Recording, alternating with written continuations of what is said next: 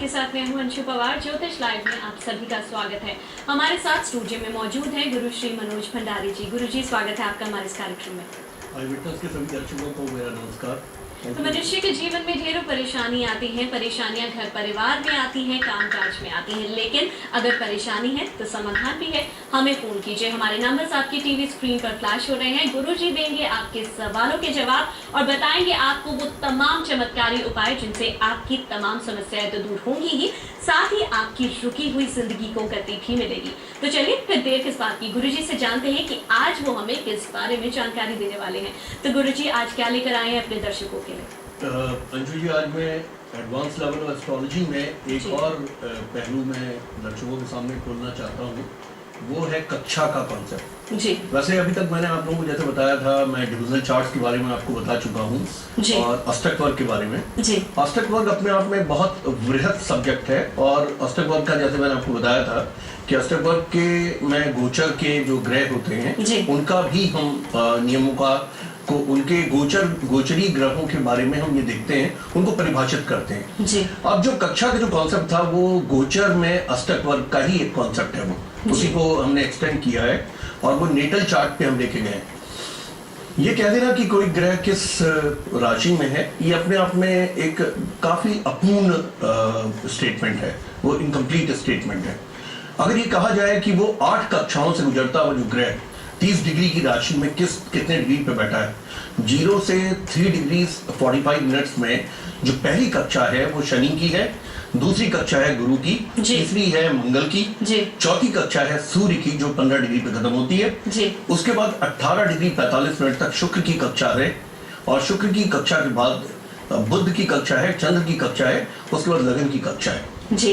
तो चलिए, आज हमारा कॉन्सेप्ट है एडवांस लेवल ऑफ एस्ट्रोलॉजी में कक्षा के ऊपर। तो कक्षा के बारे में जानेंगे, लेकिन उससे पहले अपनी पहली कॉलर मानसी से बात कर लेते हैं। मानसी से हमारे साथ जुड़ गई है। मानसी, आपका बहुत बहुत स्वागत है हमारे इस कार्यक्रम में। नमस्कार गुरुजी। नमस्ते जी। जी, किसके बारे में जानना जी मानसी, किसके बारे में जानना चाहती हैं? जी, मुझे मेरे बारे में जानना है। मेरी डेट ऑफ बर्थ है 26 अक्टूबर 1997। जी। जी, मेरा टाइम ऑफ बर्थ है सुबह के 2:30 बजे और प्लेस ऑफ बर्थ है हिसार। जी। तो क्या जानना चाहती हैं अपने बारे में मानसी? सुबह के 2:30 बजे का मतलब है एएम बर्थ है 2:30? जी सर, एएम बर्थ है, ठीक है। जी, मुझे ये जानने की, अभी मैं +2 में हूँ तो मुझे आगे इंजीनियरिंग फील्ड में जाना चाहिए, कोई और फील्ड सिलेक्ट करनी चाहिए जिसमें मैं अपना कैरियर ज़्यादा अच्छा बना सकती हूँ। तो करियर के विकल्प किस बारे में जानना चाहती हैं? मानसी जो है सिंह लगन की, सिंह राशि की जातिका है। देखिए, सिंह एक फायरी साइन है। सिंह लगन वालों के साथ में काफी अचीवर्स माने जाते हैं, लेकिन इनके साथ में मानसी, मैं आपको एक बात बताना चाहूंगा कि सिंह लगन चूंकि एक फायरी साइन है, ये लोग बहुत जल्दी एंथुजियाज्म को लूज कर जाते हैं, यानी कि अपना जो इंटरेस्ट होता है सब्जेक्ट्स का उसे लूज कर जाते हैं। क्योंकि सूर्य और बुध आपके बहुत पावरफुल हो गए हैं, क्योंकि एक नीचभंग राजयोग बन जाता है कुंडली के अंदर और सूर्य लग्नेश होकर वहां बैठे हुए हैं। इसलिए मैं आपसे कहूंगा कि इलेक्ट्रॉनिक्स, कम्युनिकेशन वगैरह आपको सूट तो करता है, लेकिन उतना अधिक नहीं। अगर आप एमबीए की तरफ अगर आप चल जाएं, एमबीए अगर आप एचआर मैनेजमेंट में करें या एमबीए मार्केटिंग में करें तो आप ज़्यादा सक्सेसफुल होंगे और ज़्यादा प्रोडक्टिवली अपने टाइम को इस्तेमाल कर पाएंगे। लेकिन इलेक्ट्रॉनिक्स कम्युनिकेशन को मैंने मना नहीं किया है, अगर आप डिटर्मिनेशन में हैं तो आप इंजीनियर बन सकती हैं। बिल्कुल। तो मानसी के बाद राजेश जुड़ गए हैं हमारे साथ गुड़गांव से, उनसे बातचीत कर लेते हैं। राजेश, बहुत बहुत स्वागत है आपका हमारे इस कार्यक्रम में। राजेश के जी, राजेश, क्या आप मुझे सुन पा रहे हैं? हाँ जी, हाँ जी। जी, तो किसके बारे में जानना चाहते हैं आप? मैं सर्विस के बारे में। जी, तो अपनी जन्म तिथि, समय और स्थान बता दीजिए। 3 दिसंबर 1963। जी। शाम के 6:05। जी। और बर्थ ऑफ प्लेस है मथुरा, यूपी। जी, तो अपना सवाल पूछिए। गुरुजी, मेरे को नौकरी के लिए कब तक नौकरी मिल जाएगी मेरे को? जी, देखिए, आप वृष लगन के जातक हैं और आपकी मिथुन राशि है। आपकी मिथुन राशि है, इसके अलावा आपका पुनर्वसु नक्षत्र है, गुरु का नक्षत्र है। आपको इसका मतलब जिस समय गुरु जो है दशा में आएंगे उस समय आपको नौकरी अच्छी मिलेगी। 19 जून से गुरु का गोचर कर्क राशि में होने वाला है और आपकी जो दशा है वो सितंबर के बाद इंप्रूव करती है, यानी कि जून और सितंबर के बीच में किए गए आपके सारे प्रयत्न फलित होंगे। इसके अलावा मैं आपसे ये आग्रह करूंगा कि आपको गुरु का ही व्रत रखना चाहिए, यानी कि थर्सडे का फास्ट करना चाहिए और शिरडी बाबा की शरण में जाना चाहिए, ताकि आपके जीवन में इंप्रूवमेंट आए। बिल्कुल। सोनू जुड़ गए हैं गुड़गांव से। सोनू, बहुत बहुत स्वागत है आपका हमारे इस कार्यक्रम में। सोनू, क्या आप मुझे सुन पा रहे हैं? जी जी जी जी। तो किसके बारे में जानना चाहते हैं आप? जी मैम, मुझे अपने बारे में जानना था। मेरा डेट ऑफ बर्थ है 5/7/89 और मेरी जो है वो शाम 7:30 बजे मेरा वो है पैदाइश जी। और मैं अपने बारे में जानना चाहता था। जी, अपना जी जन्म का स्थान बता दीजिए। जी जन्म वो काशी है मेरा। जी, तो क्या जानना चाहते हैं आप? क्या मैं ये जानना चाहता, क्या मेरी लव मैरिज शादी हो जाएगी नहीं होगी? जी, जो जिसके साथ मेरा अफेयर है उसके साथ मेरी शादी होगी या नहीं होगी इन फ्यूचर में? जी, तो ये अपनी लव मैरिज को लेकर क्वेश्चन कर रहे हैं। आपको मैं थोड़ा डिसअपॉइंट करूंगा। देखिए, कुंडली के अंदर लव मैरिज के लिए पंचम भाव जो कि बिलवेड का भाव है, उसका सप्तम भाव के स्वामी के साथ में उसके संबंध होने चाहिए। दूसरा, सप्तम भाव का चंद्र, शुक्र अथवा लग्नेश के साथ में संबंध होना चाहिए। आपकी कुंडली में क्या है कि लग्नेश तो आपके सप्तम भाव में बैठे हैं, लेकिन जो लवर बॉय जिन प्लैनेट्स को हम कहते हैं वो आपके अच्छे नहीं बैठे, यानी कि सूर्य जैसे ब्रह्मचारी ग्रह आपके सप्तम भाव में बैठ गए, जो कि ट्रेडिशनल ऑर्थोडॉक्स मैरिज की तरफ को इंडिकेट करते हैं। इसके अलावा आपकी एक अफेयर, आपका एक अच्छा अफेयर टूट जाने का बनता भी है। अनफॉर्चुनेटली आई एम सॉरी, मैं आपको डिसअपॉइंट कर रहा हूँ, लेकिन हाँ, आपको मैं कहूँगा कि एक आप उपाय कर सकते हैं। उपाय है कि अगर आप दुर्गा जी की उपासना करने लगे तो आपकी कुंडली के अष्टम भाव में बैठे हुए चंद्र और शुक्र अगर बलवान हो जाते हैं और दुर्गा जी की आपको माता की कृपा हो जाती है तो आपका विवाह ये हो सकता है। बिल्कुल। तो सोनू, आप कीजिए माँ दुर्गा की उपासना, उन्हें प्रसन्न करने की कोशिश कीजिए, आपकी जो समस्या है जरूर दूर होगी। हीरालाल गुड़गांव से जुड़ गए हैं, उनसे बातचीत कर लेते हैं। हीरालाल, बहुत बहुत स्वागत है आपका हमारे इस कार्यक्रम में। जी, तो किसके बारे में जानना चाहते हैं आप? जी, मैं अपने बारे में जानना चाहता हूँ। अपनी जन्म तिथि, समय और स्थान बता दीजिए। जी, जन्म तिथि तो मेरे को एग्जैक्टली कंफर्म नहीं है, बस कार्तिक महीने में दिवाली के आसपास और सुबह मॉर्निंग में। घर वाले वैसे 2 नवंबर बताते हैं, दिवाली इस टाइम नहीं। कोई बात नहीं, आप बोलिए, मैं ताज़िक से आपको बता रहा हूँ। क्या किस बारे में जानना चाहते हैं आप? मेरा मैंने बताया ना, कार्तिक मास में मॉर्निंग में मेरा जी, अपना सवाल पूछिए। आप सवाल पूछिए। जी, मेरा सवाल है ये कि मेरा कोई टॉप नेता या अभिनेता में बनता है? तो क्या राजयोग है इनकी कुंडली में, ये जानना चाहते हैं? आपने जो है दोनों के दोनों, आजकल कुछ अभिनेता है, चूंकि कुछ अभिनेता नेता बनने लगे हैं तो लोग ये दोनों तरफ हाथ घुमा रहे हैं, नेता और अभिनेता दोनों। देखिए, आपकी जो मैंने ताजिक जो बनाया है, मैं ताजिक में आपके सूर्य उच्च क्या है। ये प्रश्न आपका कोई ऐसे हंसी वाला नहीं है, ये बड़ी सीरियस बात बोल रहा है। ताजिक झूठ नहीं बोलता। ताजिक एक पर्शियन साइंस है और सूर्य उच्च का आ गया इसमें दसम भाव में आपका, जो बताता है कि आपको किसी न किसी तरह के बड़े काम, वृहद काम का आपको योग बनता है।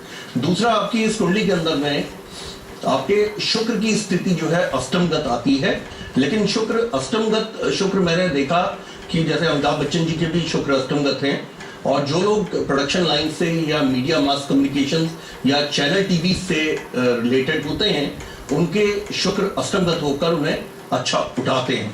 तो दोनों ही बातें आपके साथ बनती हैं। All the best. चलिए, हीरालाल के बाद बात कर लेते हैं अवधेश सिंह से, गुड़गांव से हमारे साथ जुड़ गए हैं। अवधेश, बहुत बहुत स्वागत है आपका हमारे इस कार्यक्रम में। धन्यवाद मैडम। मैम सतीश से बात करनी थी। जी, किस बारे में जानना चाहते हैं आप? मैम ये था कि मेरी उम्र काफी हो चुकी है, 2/10/80 मेरा डेट ऑफ बर्थ है, बट अब शादी का कुछ नहीं हो पा रहा है। अपना डेट ऑफ बर्थ पूरा अपना जन्म तिथि, समय और स्थान एग्जैक्ट बता दीजिए। मेरा गुड़गांव है जी, तो ओल्ड गुड़गांव, और मेरा डेट ऑफ बर्थ है 2/10 मतलब 2 अक्टूबर 10वां महीना जी, और 1980। जन्म का समय और स्थान भी बता दीजिए। 5/5/25 शाम को। जी, तो क्या कहती है इनकी कुंडली गुरुजी?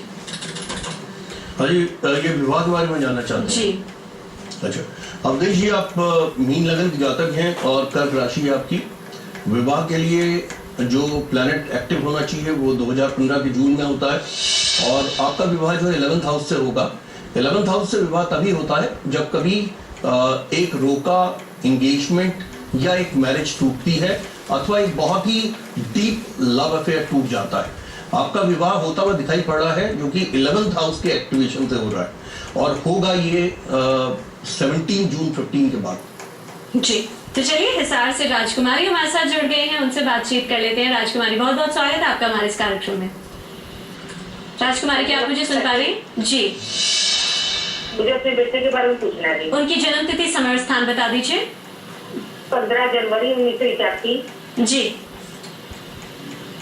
उनका जन्म का समय, 34 AM। उनका जन्म का समय दोबारा बता दीजिए। 0034 AM। जी, तो क्या जानना चाहती हैं आप अपने बेटे के बारे में? सिल्लीगुड़ी का जन्म है जी, सिल्लीगुड़ी का। जी, तो अपना सवाल पूछिए। उनका विवाह नहीं हो रहा है जी, कोई सहयोग नहीं बन रहा है, विवाह कब तक हो जाएगा जी?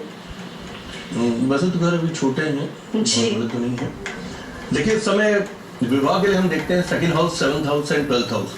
अगर 2nd, 7th एंड 12th के लॉर्ड्स का सूर्य अथवा मंगल के साथ में संबंध होता है तो विवाह को 28 साल के बाद वो खींचता है, यानी 30s के में जाके विवाह होता है। आपके बेटे के केस में 2nd का जो लॉर्ड है वो मंगल है स्वयं, और वो सूर्य के साथ में बैठा है तो वो डिले का कारण बनता है। दूसरा जो 7th का लॉर्ड है वो भी मंगल है और मंगल सूर्य के साथ में बैठे हैं। मंगल खुद अच्छी बात यह है कि श्रवण नक्षत्र के आपके साथ एक अच्छी बात यह रहेगी कि आपको बहू बहुत अच्छी मिलेगी और बहुत अच्छी पढ़ी लिखी होगी, बेटे से ज्यादा काबिलियत वाली होगी और विवाह इनका होगा 31 ईयर्स में। और लेकिन लड़की आपको जो है काफी सुख देने वाली होगी, यानी कि अपनी सास का बहुत ध्यान रखेगी। जी, तो आज एडवांस लेवल ऑफ एस्ट्रोलॉजी में हम जान रहे हैं कक्षा के बारे में। तो गुरुजी, जिस तरह से आप बता रहे हैं हमें कक्षा के बारे में, तो जैसे कोई भी बोलता है, उसकी वाणी होती है, तो क्या वो वाणी एनहांस करती है कि आपका ग्रह कौन सी कक्षा में है? एक्चुअली आप भी अच्छा ज्योतिष सीख गई हैं। मैं आपको बताना चाहूंगा, वाणी में बैठा हुआ जो ग्रह है वो व्यक्ति की वाणी को गवर्न करता है। जी। यानी वाणी में अगर कोई इस तरह के ग्रह बैठ जाए, जैसे कि मंगल है, राहु है, तो व्यक्ति अपशब्द बोलने लगता है, यानी कि उसकी जो वाणी है वो थोड़ी कर्कश होने लगती है, थोड़ी एसिडिक होने लगती है। लेकिन सपोजिंग अगर वो कक्षा गुरु की कक्षा से हो, जैसे कि अगर आप कुंडली देख रहे हैं, आपने देखा वाणी पे मंगल और राहु जैसे ग्रह बैठे हैं जो कि व्यक्ति से चीख चिल्लाना, गाली गलौज करना या अपशब्द बोलने वाली स्थितियों को पैदा करते हैं। लेकिन अगर वो गुरु की कक्षा में है, दोनों ही ग्रह, तो ऐसा व्यक्ति संस्कृत क्या बहुत अच्छा विद्वान निकलेगा। वो हमेशा मंत्रों का उच्चारण करेगा, वो उसके मुंह से अपशब्द कभी नहीं निकलेंगे, वो हमेशा बहुत केयरिंग होगा।